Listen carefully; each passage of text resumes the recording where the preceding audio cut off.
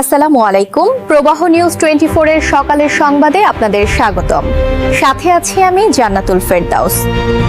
জাতীয় সংসদ নির্বাচনের তফসিলের আগে টাঙ্গাইল ৭ মির্জাপুর আসনে ধানের শীষ প্রতীকের সাবেক এমপি আবুল কালাম আজাদ সিদ্দিকী গোড়া ইউনিয়নের ১ নং ওয়ার্ডে জনসভা অনুষ্ঠিত করেন।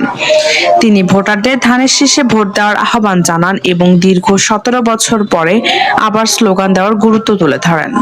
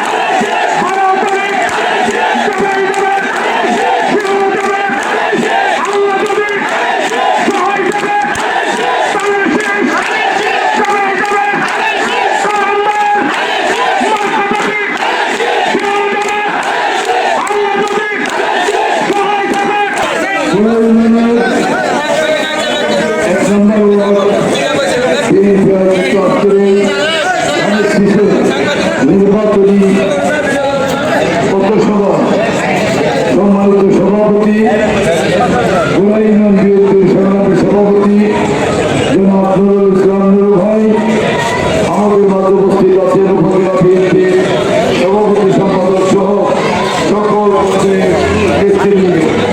ওয়ার্ড বিএনপির সভাপতি সম্পাদক বৃন্দ, সাংবাদিক ভাইরা, আমার মমতাকারী মা বোন, আসসালামু আলাইকুম।